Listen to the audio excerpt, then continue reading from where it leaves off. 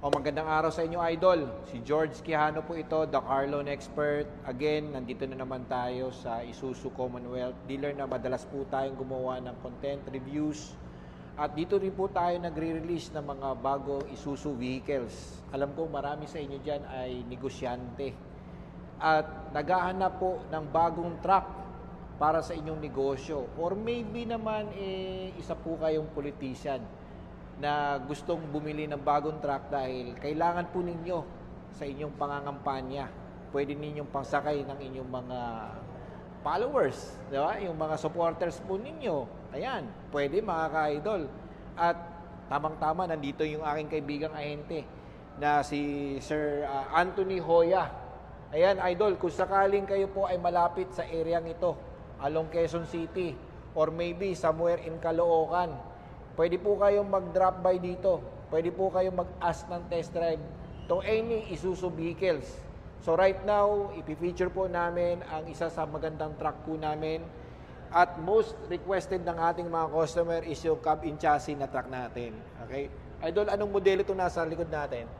Idol, ito nga pala yung 2025 Isuzu NMR 14 feet manual transmission cab-in chassis.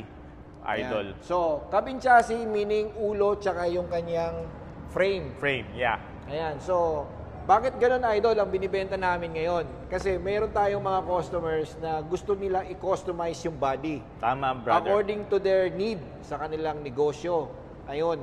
At mind you mga ka-idol, syempre meron din po silang sarili ditong partner na bodybuilders na wherein every time na pupunta po kayo dito, gusto po ninyong tumingin kung ano yung magandang klaseng cabin chassis na ilalagay ninyo na body, mabibigyan po kayo nila ng any references. Tama. For you to think kung ganito ba ang klaseng itsura ng body na ilalagay ko, magkano ang aking ilalabas na pera, at kung kayo po ay nais magtanong din kung may promo din sila, particular sa mga ganitong truck, meron. Okay? So, Idol, magkano ba presyo nito? Mga Idol, ang SRP nito na NMR 14 feet cabin chassis is 1,785,000 Idol. Ayan. 1,785,000. 85,000. O, kung sakaling magpalagay ako ng body, let's say FB body, yung tipo bang pangkargahan ng mga tao. Pwede, Idol, pwede. Nasa magkano kaya ang average nun? Siguro, Idol, rough estimate ko lang kasi nasa around 200 plus, mga ganun. 220 to 240, mga ganun. Yung bang body na yun, kasama na or includes na yung, yung kanyang aircon? Yeah. Aircon siguro additional of 85,000. 85,000. Yes, mga ganun, so, Idol. on top yun dun sa kanyang body. Yes, Idol. Depende na lang kung sino ang gagawa. Yes, Idol. Tama po ba? Apo. Okay? So, ayan, Idol. Ikutan natin yung unit para magkaroon po kayo ng idea kung ano ang itsura ng harapan, yung gilid, yung loob, maging sa bandang likuran. Okay? Tara, samahan niyo ako, Idol. Ayan. Ito po yung harapan natin. Ito ba ay made in Japan? Idol, actually, SK dito, pag sinabing SKD, semi-knockdown, most of the original parts ay imported from Japan, pero assembled dito sa Pilipinas, Idol. Sa Santa Rosa ba yan? Yes, sa Isuzu Philippines Corporation sa Santa Rosa, Laguna po yung planta po namin. So, ayan, Lodi, tignan ninyo. Meron siyang malaki ditong windshield. Kitang-kita nyo na kagad yung harapan po ninyo. And then, isuso natin na emblem. Ito yung kanyang variant. Yes. Di ba? NMR. Yeah. NMR. And then, may malaki tayo ditong headlamps. Yes. Ito po ay multi-reflector na halogen. Yes. And then, ito naman, it's made of hard plastic ba to? Actually, parang aluminum na bumper. Kasi pag hinawakan ko, parang hard plastic. Yeah, hard plastic. Pero yung meron siya aluminum frame rin po. And then, ito is manual. Yes, yung manual ating adjust. side mirror, no? Ayan, Idol. So, check naman natin yung bandang gilid. Bandang gilid natin, ayan, meron tayong malaking window. Nandito po yung ating door opener natin. Ayan. Grab type po siya. And then, nandito yung ating side turn signal lamp. Ito yung ating gulong. Ito po ay naka-steel rim. Yes, steel rim. Ang kanyang sukat ay ilang inch kaya to, Idol? Teka. Dito yan sa banda sa wall eh. Hindi ko lang mahanap dito kung ilang inch na itong wheels na ito. Usually ano yan, Idol mga 14 inch yan na steel wheel. Okay. So, hindi ko lang kung ano yung sukat ng radials eh. Pero itong harapan niya is drum brake. Yes, yung drum harapan, brake. Oo. Kasi truck talaga siya. So, mas matibay kasi yung mga drum kapag sa braking, lalo na pagka loaded yung sasakyan, yung truck. Siyempre, pangkargahan kasi. Pag disc brake kasi, siyempre, mas mabilis ma-worn out yun. Kaya drum talaga ay ideal brake system para sa mga bibigat na truck. That's correct. Ngayon, narito naman yung kanyang yung ladder frame. Ayan. So, 14 feet. Yes, 14 feet.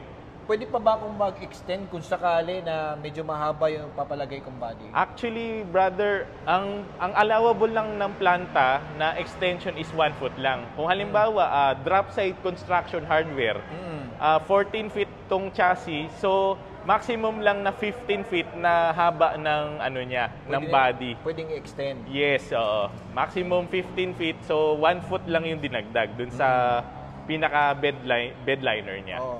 And also, hindi ko na ipapaangat yung kanyang ulo dahil nandito na rin naman yung Yes, kanyang yung makina. Kitang-kita naman. Ayan, tingnan nyo guys. So, ayan. Yan. So, every time na bubuksan po ninyo ang kanyang makina, dito po kayo yes, oo. magpupul ng medyo mabigat nga lang. Yung last time nahirapan tayo, brother, medyo mabigat lang talaga yung ulo. Kailangan mo lang ng pahinante, no? Yes, oo. And then nandito po yung natin, battery. Bali dual battery yan kasi usually pag truck kasi marami auxiliary na na gamit, yung mga electricals.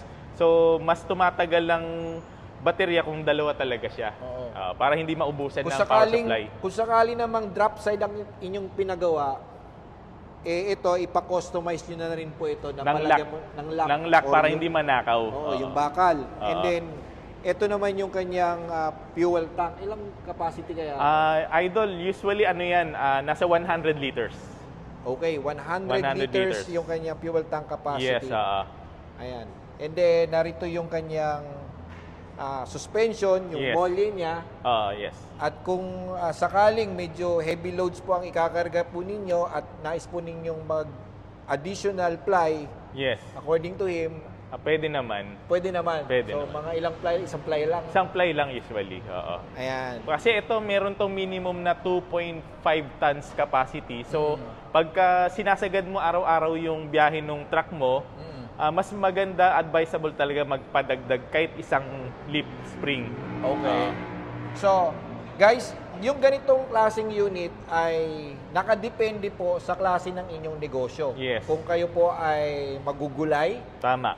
kung kayo po ay into construction na kailangan ninyo ng drop side or yung bed type na gagamitin ninyo for towing, pwede rin po siya sa mga mangingisda. Yes. Gusto ninyo stainless yung Stainless body? yung flooring, yes. Pwede. Stainless body. Sa mga negosyante ng prutas na gusto po ninyo na wing type, pwede Yes, rin. pwede rin. Pwede rin. At pwede rin kayo makamura kung gusto po ninyong medyo magpagod-pagod po kayo.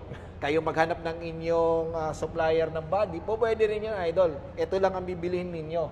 Pero we encourage you na kunin nyo na lahat dito. Yes, Idol. Dahil nasa ganun, one-time shopping na lang kayo, Idol. Nandito na rin yung kanyang insurance, no? Yes. Na kapag binili nyo po ito lang buo sa kanila, kasama na rin ang insurance. Unlike pag sa labas po kayo bumili ng body, separate insurance, not guarantee kung ilang araw or ilang buwan ang time frame po nila. Yes.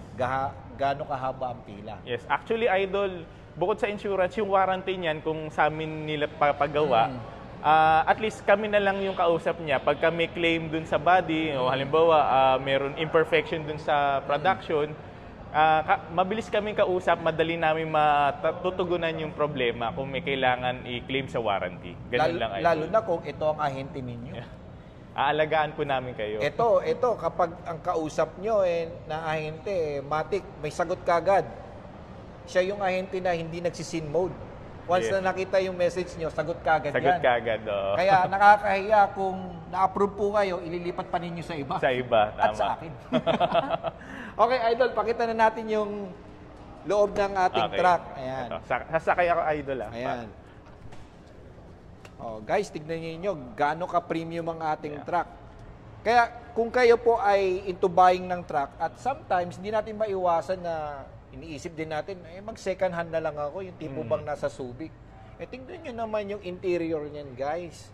At ilang years ang itatagal ng truck na ito para sa inyo, di ba? Ayan, oh. Brother, i-reiterate ko ang warranty ng Isuzu trucks, ha. Bali, itong mga variants na to ay 3-year warranty, unlimited mileage po. So, yun. Kumbaga, warranty nun, engine, transmission, Oo. and even some components like yung suspension, kasama yun sa 3-year warranty. Ayun, okay.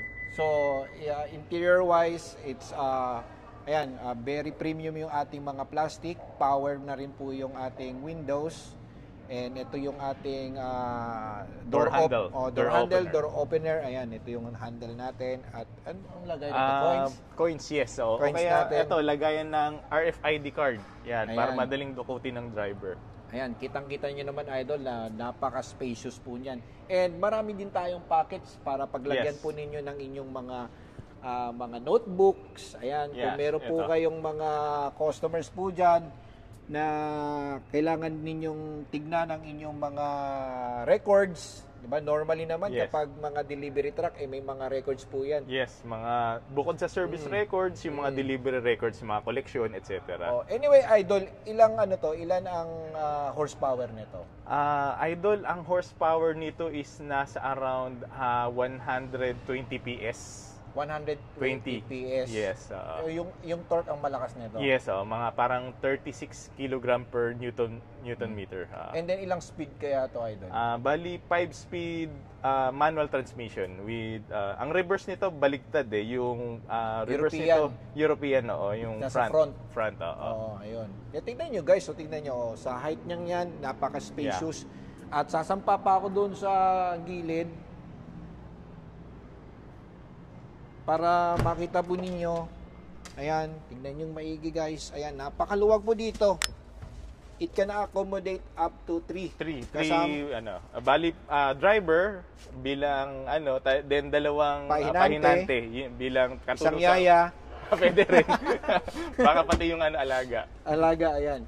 So, very spacious, Idol. Tsaka, meron pa kayo ditong mga abang kung maglalagay po kayo ng auxiliary. Auxiliary, yes. Usually, USB port to. Pwede ka mag-charge. Okay. Siyempre, yung cigarette lighter switch natin. Then, blower switch. Kasi pwede itong palagyan talaga ng aircon. Then, yung standard natin na AM/FM radio with SD card and USB port auxiliary. Idol, naalala mo ba yung yung Pioneer na Dirilo na na audio? Yes, oo. Kakasya kaya yun diyan?